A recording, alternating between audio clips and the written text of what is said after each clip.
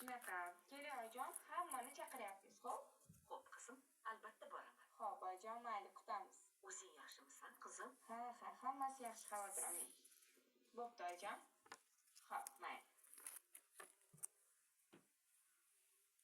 Turkiyadan keldimi bolali Hammasi bola? reklamaga gaplashilinga. Dardimni oyimga aytolmasam, o'shanda kuyovni surishtiramiz deganlarida yo'q deb oyoq tirab turib olgandim. Bekor qilgan ekanman. Endi rostini bilib qolsalar, nima degan odam bo'laman a? Yo'q, oyim hech qachon bu haqida bilmasliklari kerak.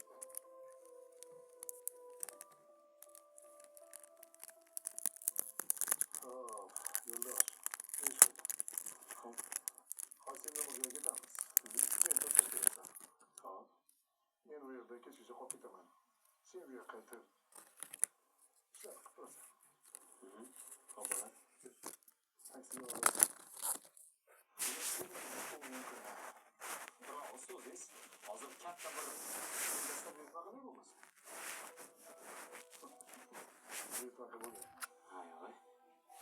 Gullarni olib uyga ko'tarib ketasan. Xo'p bo'ladi. Shuning o'rnida men taqinchoq yetib qo'yganman. Oho, u ham qadimga kelib qoldi. Uni ham xotini olib. Bitta taqinchoq shuncha turadimi aka? Nima deyapsan? Undan qimmatlari ham bor. Endi bunaqa taqinchoqlarni olish sizdek odamlarga yarashadi aka. O'sha taqinchoq yetib kelishi bilan borib olasan. Uni olib kelib qizimga berasan. Qizimning xabari bor. Xo'p bo'ladi. Keyin kechqurun o'zim kelib, kelingni o'zim surpriz qilaman.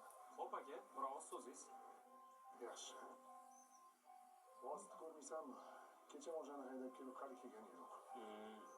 Shuning uchun aytgan joyingga sen tashlamaysan. Nima bemalol.